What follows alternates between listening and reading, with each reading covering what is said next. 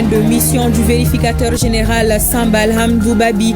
Il a remis ce matin au président de la transition générale d'armée Assimi Goïta le rapport bilan de son mandat couvrant la période 2018-2025. Le document révèle 232 missions de vérification, dont 183 missions réalisées sous la transition. Plus de 300 dossiers ont été transmis à la justice. Enquête financière sur les crimes de financement du terrorisme et de blanchiment d'argent. Le thème était ce matin au centre d'une conférence débat avec la participation des membres du gouvernement, des experts en sécurité, une initiative de l'école de maintien de la paix en collaboration avec la coalition islamique militaire contre le terrorisme. Le but, renforcer l'efficacité des enquêtes financières et la coopération dans la lutte contre le financement du terrorisme. Les ministres des Affaires étrangères de l'Alliance des États du Sahel et le président de la commission de la CEDEAO se sont rencontrés ce matin à Bamako. C'est en prélude aux négociations qui devraient intervenir prochainement entre les deux organisations. La rencontre de Bamako ouvre la voie des pourparlers positifs dans l'intérêt des populations. 2025, année de la culture, l'ERTM s'inscrit dans cette initiative du président de la transition à travers diverses initiatives. L'habillage d'antennes, des émissions dédiées à la culture, une page culture dans les éditions d'information à la télévision et à la radio, le tout soutenu par le bal de costumes traditionnel prévu ce samedi. Le grand format de la rédaction avec Cheikh Oumar Sangaré en fin de journal. Voilà les titres de votre journal de 20h. Merci d'avoir fait le bon choix de nous suivre. Bonsoir et bienvenue à tous. Le vérificateur général sortant Samba Alhamdou Babi a été reçu ce matin en audience par le président de la transition, général d'armée Assimi Goïta au palais de Koulouba.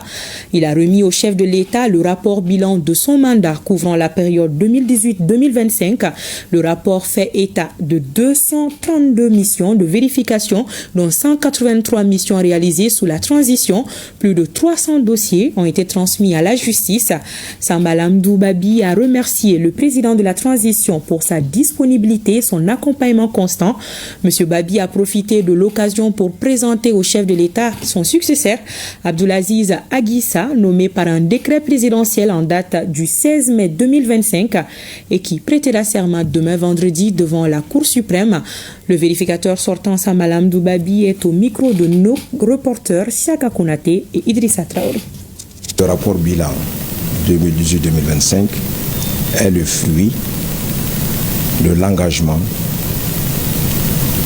au service du peuple malien et notamment des plus hautes autorités de notre pays, notamment les autorités de la transition qui veulent imprimer une gestion vertueuse dans la gouvernance. Bilan d'avril 2018 à avril 2025, nous avons conduit 232 missions de vérification et d'évaluation de politique publique, se répartissant en 140 vérifications financières et de conformité, 29 vérifications de performance, 56 vérifications de suivi de recommandations et 7 évaluations de politique publique.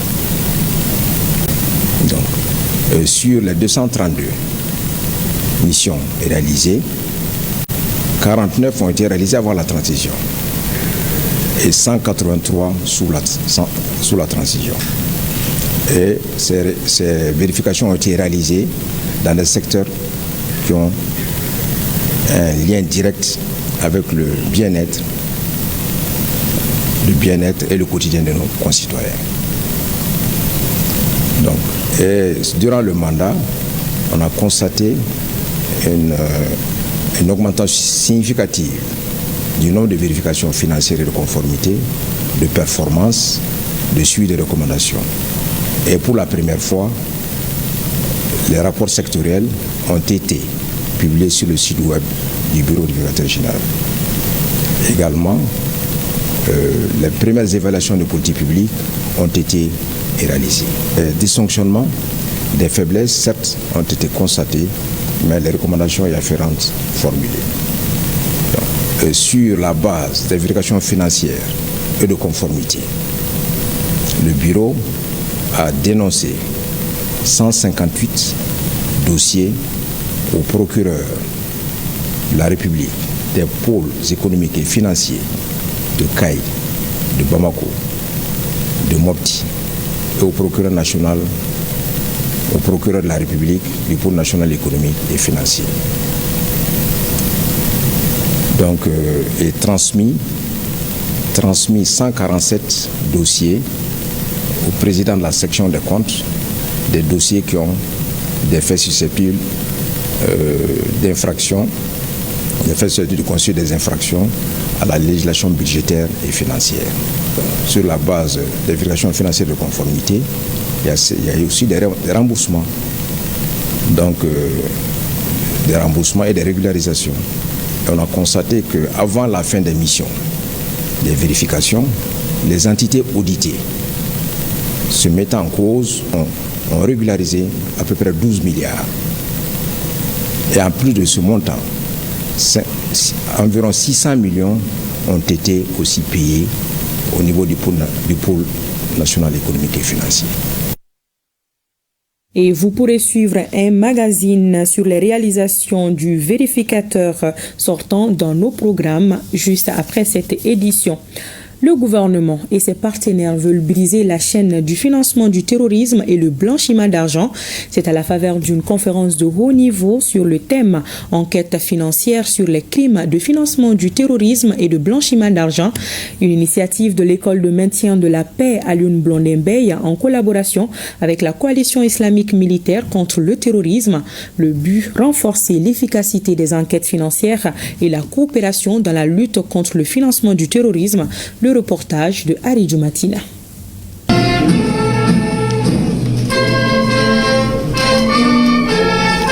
La lutte contre le terrorisme demeure l'un des défis majeurs auxquels sont confrontés les États du Sahel, le continent, voire le monde entier. Pour lutter efficacement contre le fléau, il s'avère nécessaire de s'attaquer aux sources de financement des groupes armés terroristes. Cette rencontre de haut niveau de Bamako, dans le cadre du programme de la coalition islamique militaire contre le terrorisme dans la région du Sahel, se penche sur la question. La coalition symbole de paix salue les efforts déployés dans la lutte contre le phénomène et entend à travers cette activité mener la réflexion autour de certains aspects tels que l'amélioration de la coopération transfrontalière, le renforcement des capacités des cellules de renseignement. Le Mali exprime sa reconnaissance envers la coalition islamique de lutte contre le terrorisme pour cette grande marque de confiance et adresse ses sincères remerciements à tous ceux qui donnent leur temps et leur énergie pour cette conférence. Je voudrais aussi saluer et encourager la coalition islamique militaire de lutte contre le terrorisme pour cette belle initiative de mise en place de cadres d'échange sur les fléaux que sont le blanchiment d'argent et le financement du terrorisme. Le Royaume d'Arabie Saoudite, qui accueille et facilite le travail de cette coalition à laquelle le Mali contribue activement par la mise à disposition de cadres et experts de très haut niveau, mérite une mention spéciale. Votre présence massive et de qualité traduit non seulement l'intérêt que vous-même et les institutions que vous représentez portez à ce sujet, mais aussi et surtout la volonté farouche de vos autorités respectives de mieux comprendre et de mieux appréhender tous les enjeux liés à la lutte contre le financement du terrorisme et le blanchiment des capitaux. Dans un monde où les menaces sécuritaires évoluent sans cesse, les enquêtes financières jouent un rôle stratégique dans la lutte contre le financement du terrorisme et le blanchiment d'argent.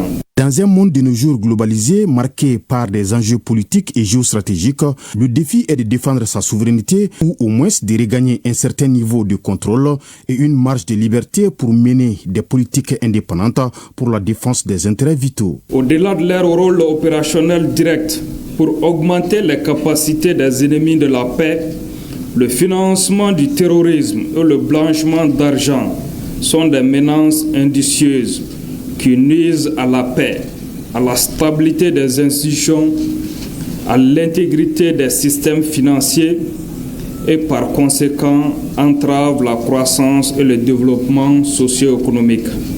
C'est pourquoi La lutte contre ces fléaux est un enjeu d'intérêt mondial qui requiert une action concertée, regroupant tous les États et les institutions. Je puis vous affirmer que le Mali, sous le leadership de son Excellence le général d'armée Assimi Goïta, président de la transition, chef de l'État, chef suprême des armées, est résolument engagé dans le combat contre ces fléaux et marque sa disponibilité dans le cadre d'une coopération entière et sincère en la matière. Outre la conférence, un atelier sur la lutte contre le financement du terrorisme dans le Sahel est également dans l'agenda, en vue d'offrir aux participants un large espace de partage d'idées et qui constitue un terrain fertile pour enrichir et approfondir les approches.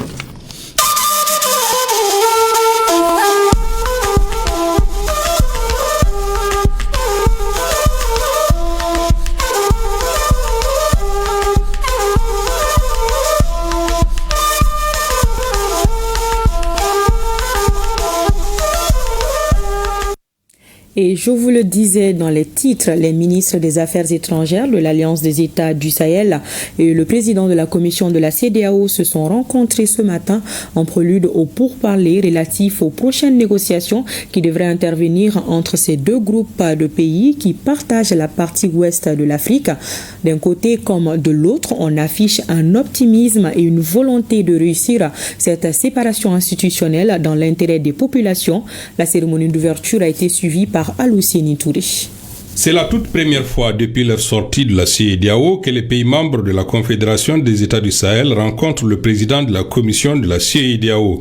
Il s'agit de la première étape d'une série de rencontres devant aboutir à la finalisation des discussions entre les deux parties, discussions préliminaires aux véritables négociations.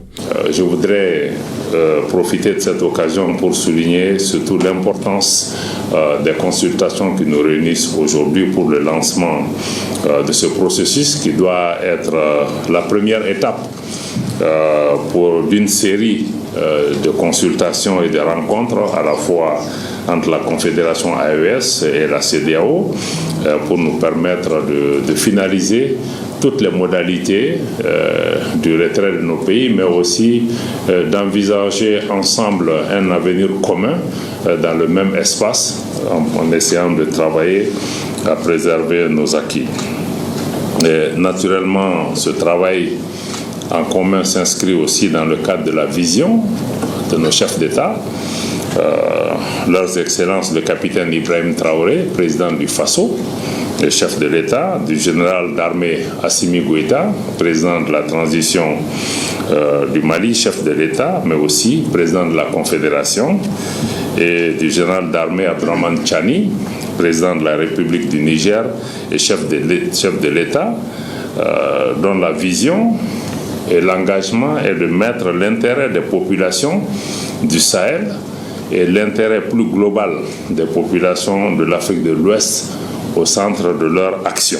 D'un côté comme de l'autre, l'ambition d'œuvrer dans l'intérêt des populations ouest-africaines est largement partagée. Aussi, les partis ont loué leur capacité d'aller à ces discussions directes sans intermédiaire et surtout sans l'influence de partis extérieurs. Les discussions de ces jours sont très importantes pour la région de l'Afrique de l'Ouest, car pour la première fois, nous nous retrouvons officiellement autour d'une table pour nous parler.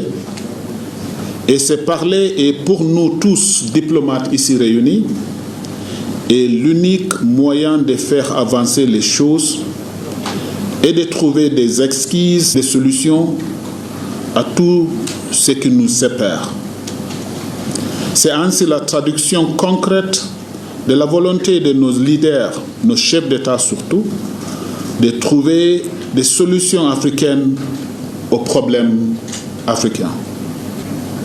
Mais ces discussions sont encore plus importantes car elles sont destinées à préparer les négociations qui vont s'ouvrir, nous l'espérons, très prochainement entre la CEDEAO et les États membres de la AES. Les présents travaux devraient être sanctionnés par un point de presse afin de rendre publics les résultats de cette première phase de discussion.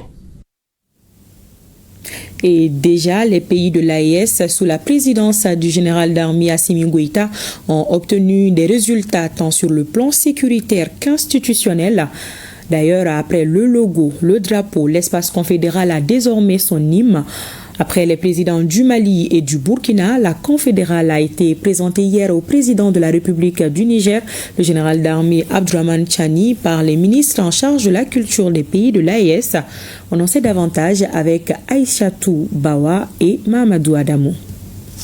Mandaté par le président de la Confédération des États du Sahel, le général d'armée Assimi Goïta, la délégation des ministres en charge de la culture des pays de l'AES, conduite par le ministre de l'Artisanat, de la Culture, de l'Industrie hôtelière et du Tourisme du Mali, Manou Dafé, est venue soumettre au président de la République, chef de l'État, le général d'armée Abdourahmane Tchani, le projet d'hymne des États du Sahel intitulé La Confédérale. Un projet d'hymne qui incarne la vision collective des États du Burkina Faso, du Mali et du Niger, tout en s'inspirant des histoires et du respect des valeurs des États du Sahel. Suite à la volonté des trois excellences, ils nous ont mis en mission pour travailler sur un projet d'hymne pour notre confédération. Donc depuis 2 mois, nos équipes des différents pays, les experts ont travaillé un premier temps. Et en second temps, les ministres en charge de la culture sont venus valider ces travaux. Et cet hymne, c'est une œuvre musicale et poétique qui incarne véritablement toute cette vision, toute cette ambition collective. Mais surtout, il s'inspire de nos histoires et de nos valeurs fondatrices de nos États. Et il est à la fois un repère identitaire, mais aussi, surtout, un levain, il permet de galvaniser, c'est un puissant levier pour la mobilisation des générations présentes et futures pour la victoire finale. Le team est composé de 3 couplets et de 2 refrains et qui vont travailler ensemble. Les prochaines étapes vont consister à une appropriation au niveau scolaire des écoliers, mais aussi nos fanfares respectives vont travailler pour bien maîtriser. Et le général d'armée nous a prodigué beaucoup de conseils et nous a félicité et a bien apprécié le travail. Selon le ministre malien, le lancement officiel de l'hymne est prévu de façon synchronisée dans les 3 pays membres dans les semaines à venir. Il a poursuivi en indiquant que la confédérale se veut un repère identitaire fort et un levier de mobilisation des générations présentes et futures pour la victoire finale. Et présentement, nous sommes au Faso. Le président du Faso, le capitaine Ibrahim Traoré, a donné ce matin le sourire au monde rural à travers la remise d'un nombre impressionnant d'intrants et de matériel agro-pastoraux et halieutiques pour cette campagne 2025-2026. Une initiative qui vient concrétiser l'engagement du gouvernement du Faso à faire de l'autosuffisance alimentaire une réalité tangible au Burkina Faso. Le reportage de nos confrères de la RTB, Betty Bienaon et Ismaël Saturnin Paris. Une dotation massive pour booster la production agricole. Un signal fort qui montre que le Burkina Faso est engagé résolument vers l'atteinte de l'autosuffisance alimentaire. Ce nombre important de matériel acquis témoigne également de l'ampleur de l'effort financier consenti par les autorités. Entre autres, 935 cages flottantes, 1102 motoculteurs, 1033 motos agents terrain, 36 véhicules, 17 camions, 608 tracteurs, 150 broyeurs, 10 unités de transformation de patates douces, 4 moissonneuses et batteuses, des produits phytosanitaires et vétérinaires. Tout ceci pour couvrir la diversité des besoins des producteurs. Et le capitaine Ibrahim Traoré fait cette dotation massive qui représente un investissement colossal dans la capacité de production nationale. Un pari audacieux sur le potentiel des femmes et des hommes. Je vous remets officiellement donc les clés de tous ces engins. Merci, Excellence. Je vous souhaite une très bonne campagne. Merci, Excellence. Prions Dieu pour une très bonne pluviométrie. Merci, Excellence. Que vous puissiez atteindre vos objectifs. fixé cette année. Camarade président, nous nous engageons, au nom du monde rural, nous nous engageons à mettre en œuvre votre vision conformément à vos instructions. Merci. Merci beaucoup. Bonne chance. Merci, Excellence. C'est la deuxième année consécutive que son Excellence, le camarade capitaine Niébin Traoré, met à la disposition du monde rural du matériel et des intrants agro-pastoraux pour booster la production dans l'objectif d'atteindre l'autosuffisance alimentaire sur l'ensemble de notre territoire. L'année passée, c'était à hauteur de 77 milliards. Cette année, c'est 104 milliards. C'est près de 30% de plus en termes d'appui de l'État. Cela ne prend pas en compte les efforts qui ont été consentis pour réaliser les aménagements au profit des producteurs.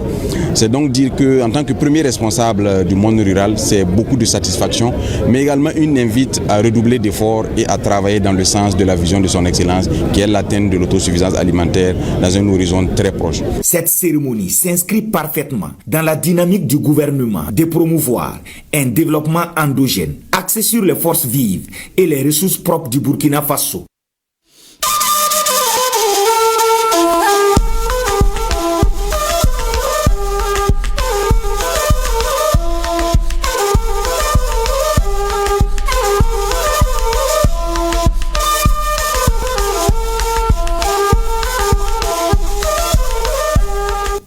Retour à l'actualité nationale, le Mali et l'Allemagne font le bilan de leur coopération multisectorielle, occasion pour les deux parties d'évaluer les projets en cours et d'identifier les nouvelles priorités de financement.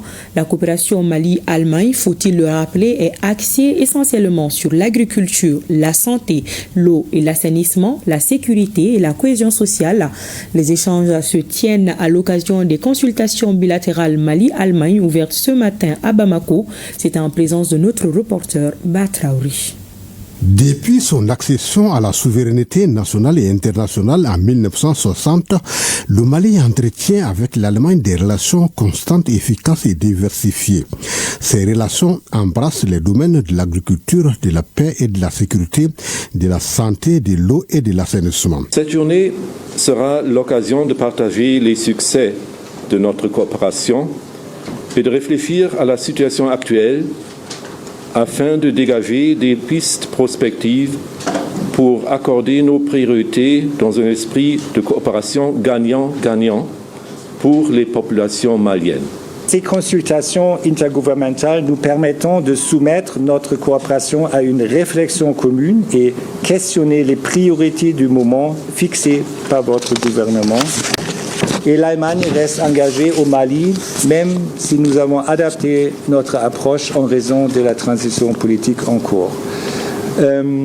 Nous espérons que nos échanges bilatéraux aujourd'hui permettront de mieux comprendre les approches et les attentes de nos deux pays et de renforcer encore notre partenariat fructueux. Plusieurs thèmes sont au menu des débats.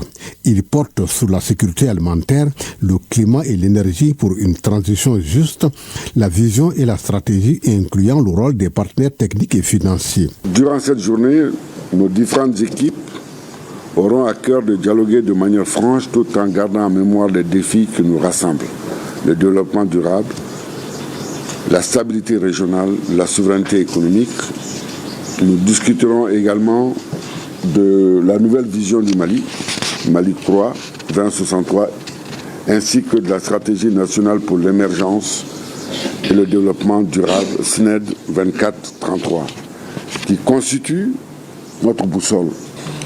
Vos contributions sur le terrain témoignent de la profondeur de notre partenariat et méritent d'être saluées. Maliens et Allemands se disent satisfaits du bon niveau de cette coopération bilatérale et s'engagent pour son renforcement. Bamako abrite depuis ce matin les journées d'échange sur la gestion des magasinages des surestaries. Entendez par là le dépassement du temps par contrat pour le chargement ou le déchargement des navires. Les participants abordent également des dépôts en douane sur les marchandises en transit au port autonome de Dakar. Cette rencontre est organisée par le Conseil malien des chargeurs en partenariat avec les autorités portuaires du Sénégal. L'objectif est de raffermir les liens commerciaux entre le Mali et le Sénégal. La rencontre a vu aussi la participation des chargeurs des pays de l'AES, le Burkina et le Niger. Les précisions de Mamadou Fani. Le Conseil malien des chargeurs et les autorités portières du Sénégal se mobilisent à la faveur d'une journée d'échange sur la gestion des marchandises en transit dans les dépôts en douane. Cette rencontre vise à diagnostiquer la problématique de la fluidité des échanges commerciaux sur le corridor Bamako-Dakar en vue de les faciliter. L'axe Bamako-Dakar reste très sollicité pour l'approvisionnement du Mali en biens et services, d'où ces cadres d'échange pour lever les goulots d'étranglement.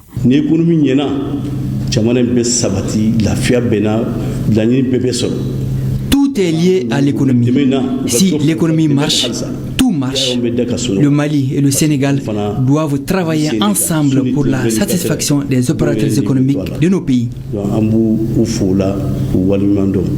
La participation du port autonome de Dakar à cette rencontre s'inscrit dans une vision partagée, celle de faire de notre corridor un axe stratégique de compétitivité au service du développement économique de la sous-région. Ce dialogue pourrait favoriser davantage une meilleure compréhension et une harmonisation des pratiques liées à ces domaines d'activité de la chaîne logistique. Il s'agit également d'analyser les voies et moyens d'éviter le séjour prolongé des marchandises maliennes en transit au port de Dakar et d'assurer un traitement diligent sur place et leur acheminement vers le Mali. Cette rencontre a été saluée par les acteurs portiers du Mali et du Sénégal, mais aussi par les pays membres de l'AES. Que chaque acteur joue correctement et pleinement le rôle opérationnel qui lui est assigné et concentre la flexibilité procédurale qui lui incombe. Il vous appartient de réfléchir pour trouver les voies et moyens d'assurer, à l'instar des ports modernes de référence dans le monde, la livraison des marchandises dans les délais accordés, sans entrave aucune, sans surcoût et sans paiement induit, ni encore moins mise en dépôt. Au sortir de ces journées d'échange, des recommandations pertinentes seront formulées par les acteurs portiers pour la satisfaction des consommateurs. Les examens de fin d'année ont débuté avec le CAP. Le ministre de l'Éducation nationale s'emploie à mettre tous les mécanismes en place afin d'éviter les cas de fraude. Amadou Sissavané, au cours d'un déjeuner de presse, sollicite l'accompagnement de la presse pour des examens réussis.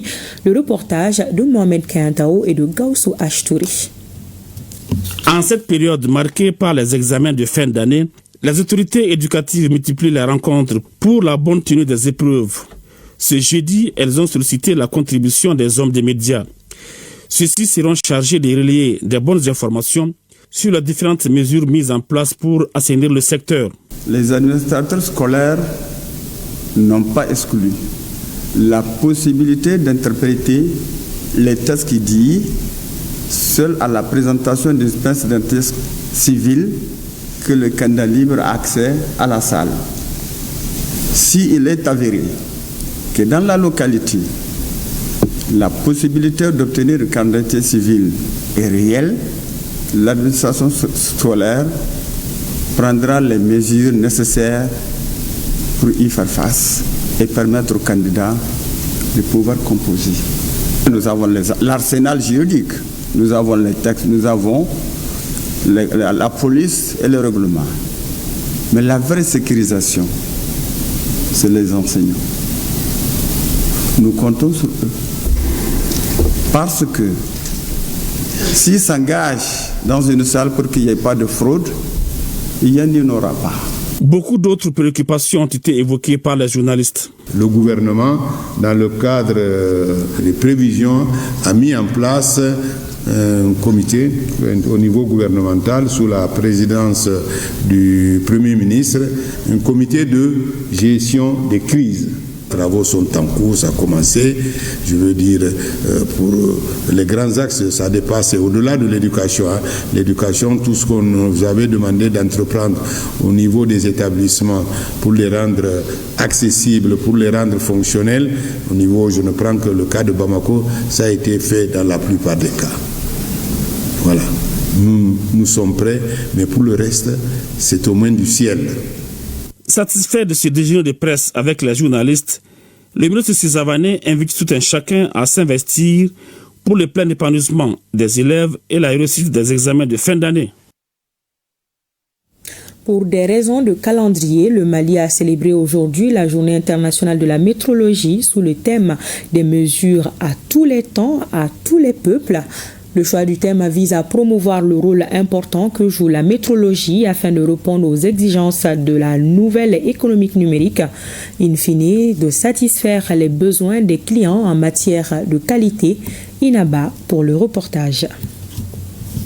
La métrologie est la science de la mesure. Elle joue un rôle central dans les découvertes et les innovations scientifiques, dans la production industrielle, dans le commerce international, donc dans l'amélioration de notre qualité de vie. La célébration de la journée vise à sensibiliser l'opinion sur le rôle important des mesures, mais aussi à mieux faire connaître cette science.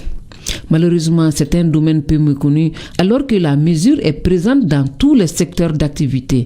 Depuis la création de l'Agence malienne de météorologie en 2017, d'importants progrès ont été réalisés en matière de météorologie, notamment la construction d'un laboratoire doté de matériel météorologique et récemment la construction d'une station de jaugeage des camions-citernes et l'adoption des textes et réglementatifs. C'est en 1875 que la Convention internationale du mètre a été signée par les représentants de 17 nations. Cette convention a servi de cadre à la coopération mondiale dans le domaine de la science, de la mesure et de ses applications industrielles. Le respect du consommateur est au cœur de nos préoccupations. C'est pourquoi cette journée doit interpeller le gouvernement lui-même pour s'engager à assurer la promotion et le développement de la météorologie dans notre pays à travers des politiques publiques plus ambitieuses mais aussi plus pertinentes.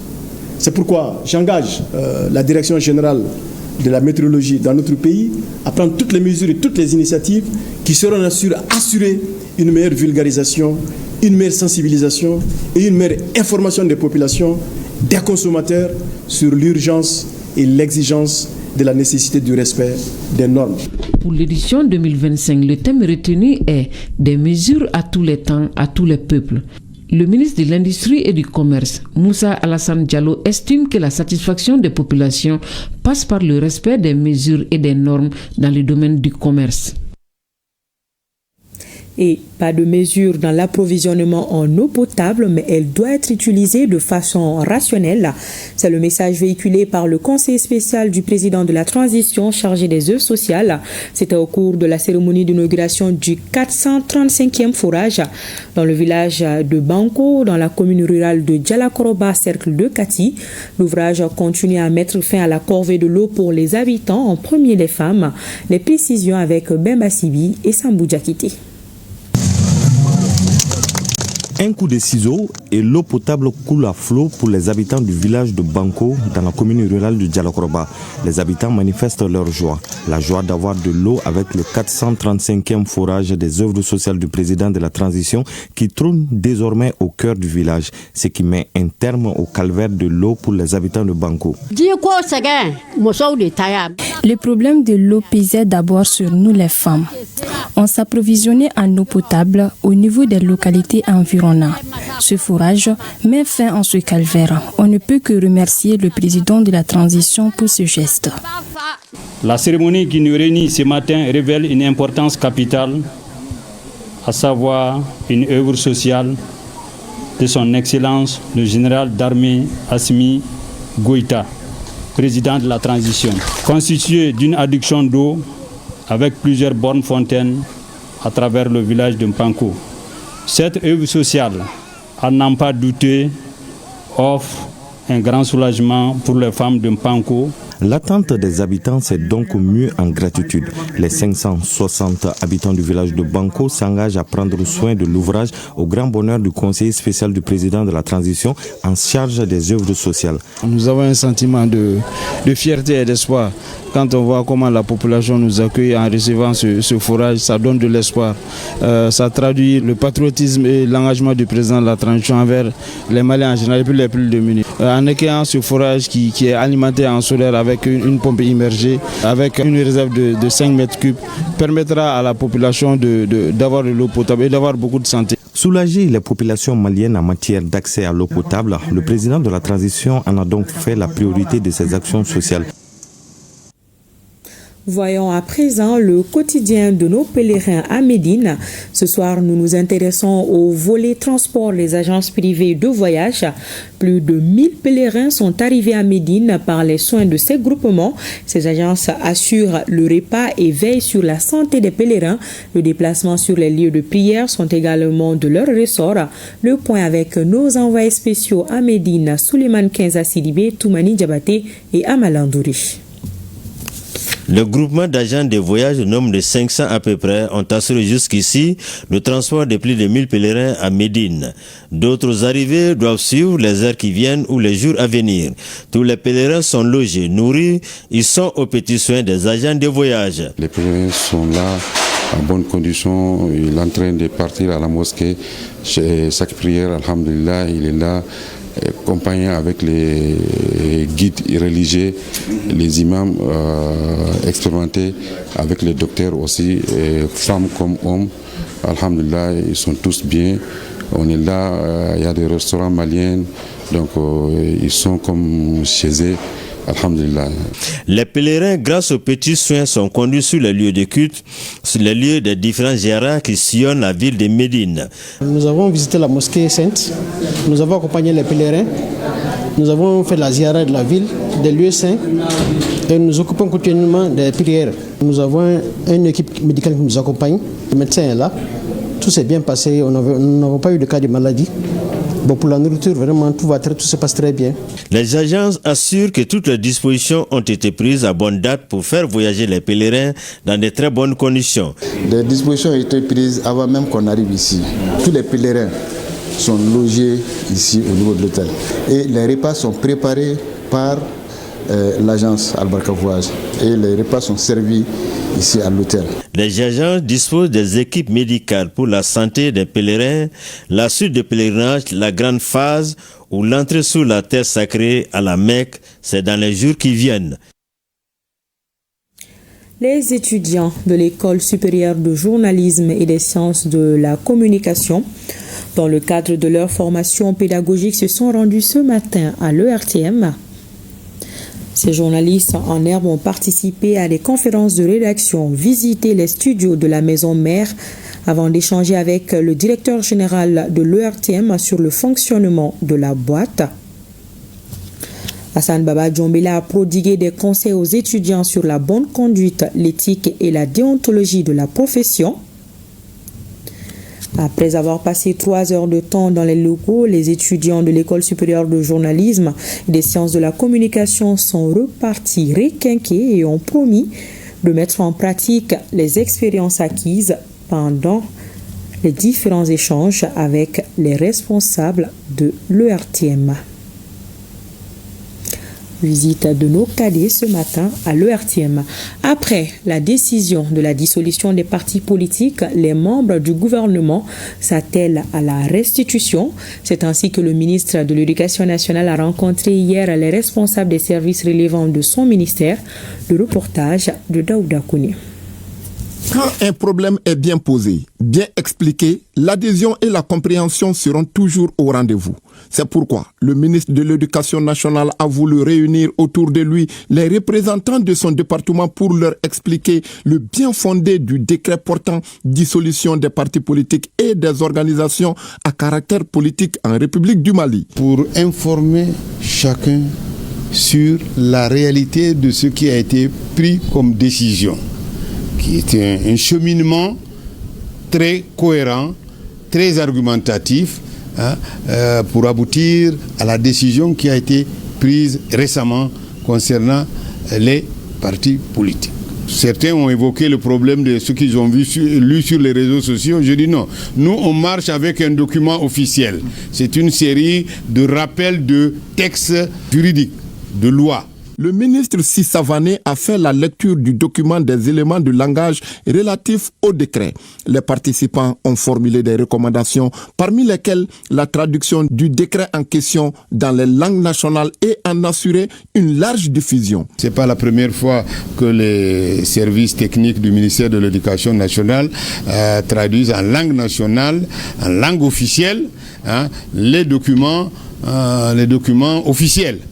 Ça a été fait de la Constitution de juillet 2023. Ça a été fait aussi au niveau d'un document de poids du ministère de l'économie et des finances. La rencontre fut une occasion pour le ministre en charge de l'éducation nationale pour rappeler que la mesure de dissolution des partis politiques et des organisations à caractère politique ne porte atteinte ni à la démocratie ni au multipartisme consacré par la Constitution. La population de Kamalé apprend les techniques de culture des produits maraîchers. L'initiative vise à améliorer la production de la commune rurale de Sibi. Diverses variétés de semences sont proposées pour la formation à cet effet. Le reportage de Sokona Kamisoko et de Gaussou Ashtouré. C'est la mairie de Kamalé, localité située à une trentaine de kilomètres de Bamako, dans la commune rurale de Sibi, qui a servi de cadre pour accueillir le directeur de l'Agrisem et ses partenaires agricoles. Une séance de présentation de semences de qualité améliorée aux allures d'une formation des maraîchers sur des techniques de culture. Nous ne sommes pas qu'une société qui vend la semence, nous sommes presque une institution. Nous vendons, nous accompagnons, nous formons les paysans. FECID International, avec qui nous travaillons depuis 14 ans maintenant, c'est pour sensibiliser les paysans à chercher de la bonne semence, des semences adaptées aux conditions climatiques. Selon le conseiller agricole invité pour la circonstance, Biton Koulibaly, l'augmentation des rendements agricoles dépend en partie de la bonne qualité des semences, une réalité soutenue par une productrice originaire de Kolokani. Je faisais de l'embouche. C'est grâce au conseil des maraîchers qui utilisent les semences de l'Agrisem que je me suis orientée vers le maraîchage. Et depuis, j'utilise les mêmes semences qui m'ont beaucoup apporté. Il suffit d'appliquer les conseils des techniciens. La recherche travaille plusieurs années pour produire des semences et des variétés adaptées. Et notre rôle en tant que trajectoire d'accompagnement de la recherche est de pouvoir identifier les semences adaptées aux localités et de pouvoir mieux sensibiliser les producteurs à pouvoir connaître ces semences, à les accompagner à leur adoption et aussi à les accompagner à comment gérer leur ferme. La rencontre d'une journée a permis aux maraîchers de Kamalé et des villages environnants d'avoir une large connaissance des semences améliorées que propose l'Agrisem.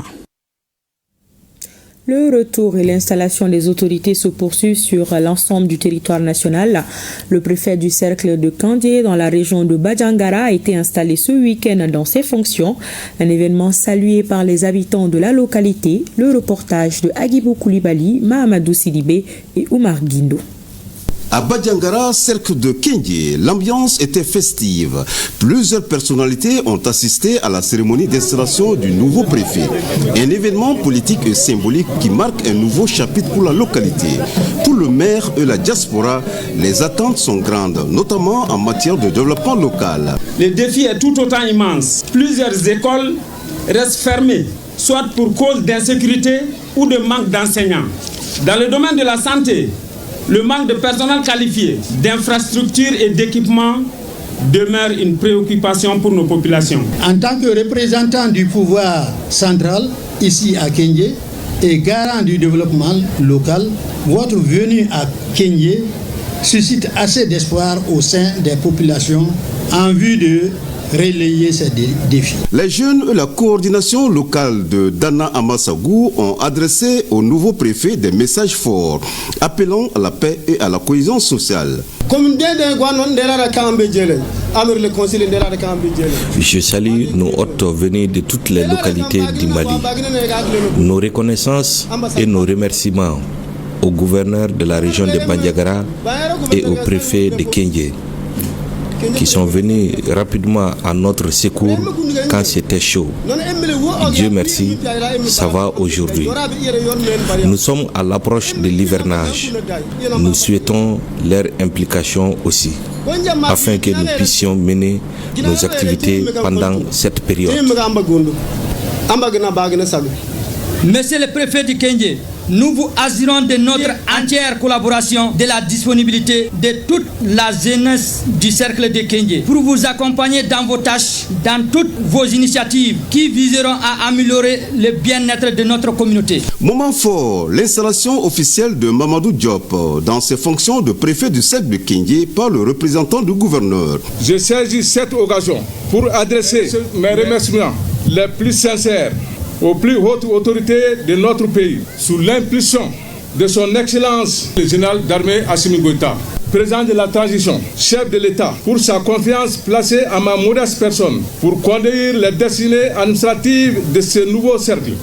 Je prends mes fonctions dans un contexte marqué par les multiples défis, à savoir la sécurité, l'éducation, la santé, le développement local, la promotion de la jeunesse, l'autonomisation des femmes et surtout la consolidation de la paix et de la cohésion sociale et de la réconciliation. Face à ces enjeux majeurs, je fais appel à l'engagement de toutes les filles, de tous les fils du cercle de Kenje. Monsieur le préfet du cercle de Kenje, à travers cette nomination, vous êtes le représentant de l'État dans la circonscription de Kenje et le dépositaire de l'autorité de l'État.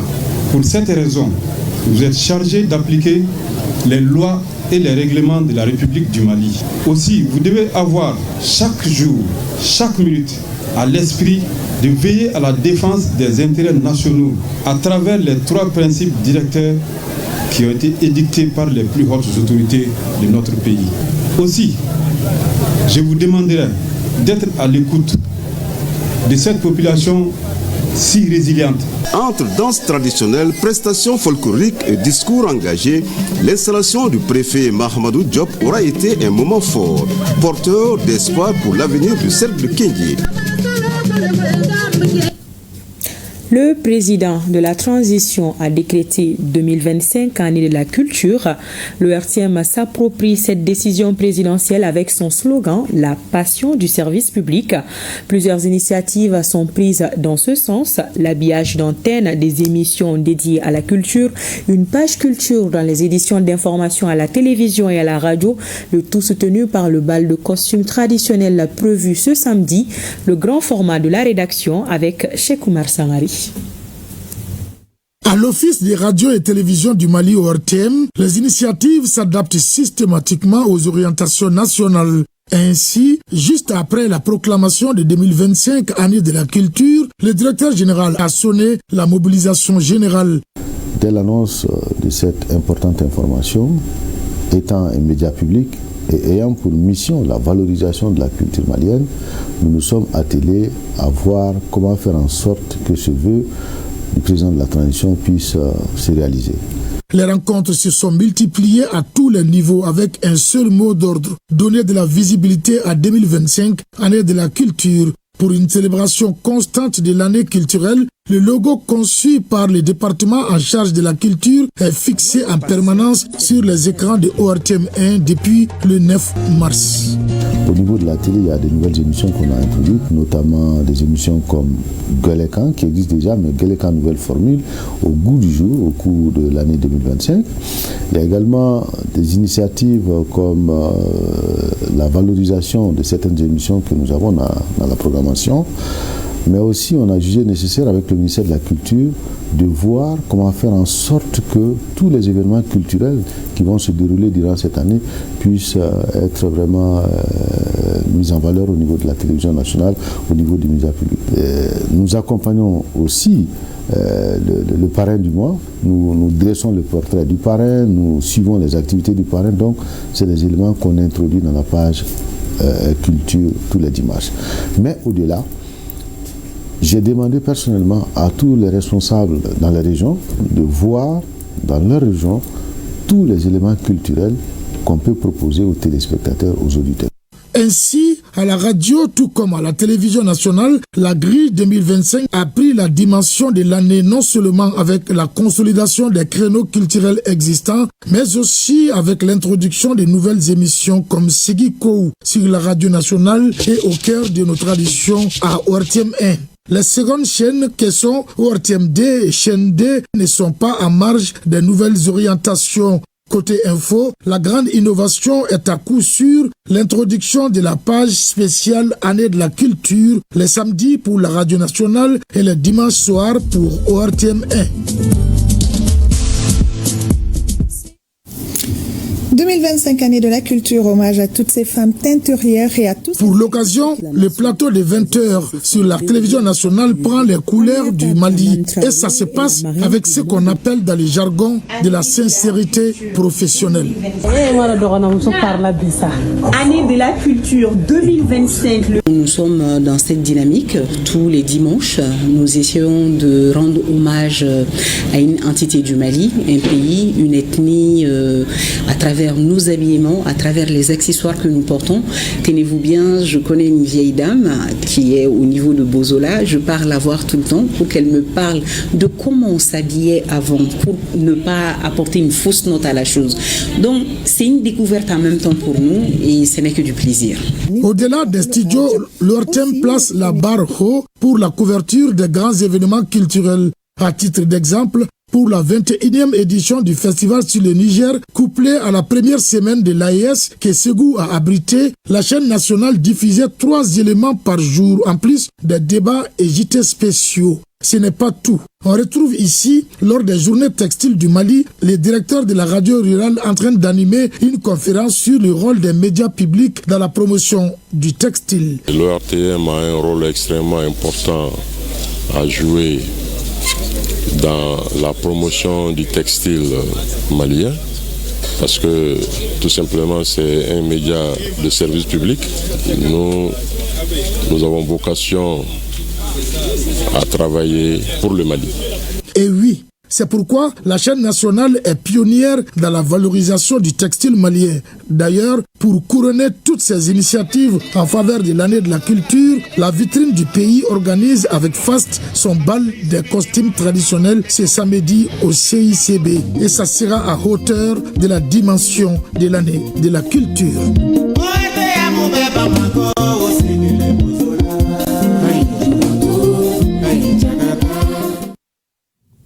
Et oui, la chaîne nationale qui joue pleinement sa partition dans le rayonnement de la culture au Mali. Fin de cette édition. Merci de l'avoir suivi.